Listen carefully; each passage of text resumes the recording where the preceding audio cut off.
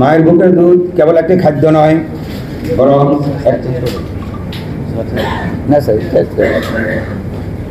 একটি খাদ্য নয়, বরং এটি একটি জীবন্ত প্রতিষেধক, একটি পূর্ণাঙ্গ পুষ্টির উৎস, একটি শিশুর প্রাথমিক প্রতিরক্ষা ব্যবস্থা। তাই বিশ্ব স্বাস্থ্য সংস্থা মায়ের বুকের দুধকে একটি সুপার ফুড হিসাবে উল্লেখ করেছেন, কারণ এই মায়ের বুকের দুধে এমন কিছু উপাদান রয়েছে যে উপাদানটি অন্য কোনো দুধ বা পানীয়তে নেই।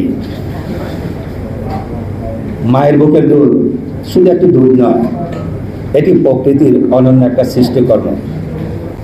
প্রথমে আমরা যদি ভাবি, একটা নবজাতক যখন পৃথিবীতে আসে, সে মারাত্মক অসহায় অবস্থায় আসে।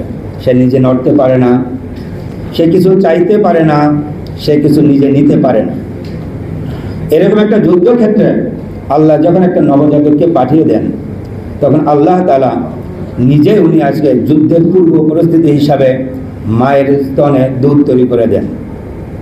আর এমন একটি দুধ তৈরি করে দিয়েছেন যে দুধটি হলো একটি সুষম খাদ্য।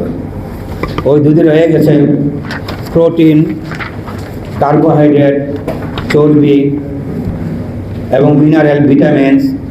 আর সবচেয়ে বড় যে জিনিস যেটা অন্য দুধে পাওয়া যায় না, তা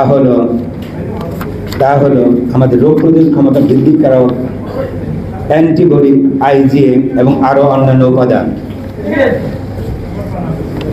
দুঃখজনক বিষয় হলো,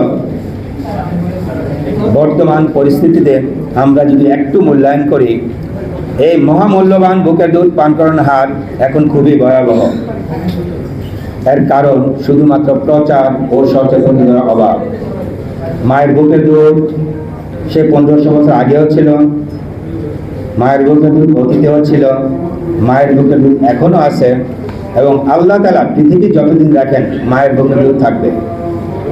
কিন্তু সচেতনতার অভাবে সেই বুকের দুধ আসলে খাওয়ানো হচ্ছে না।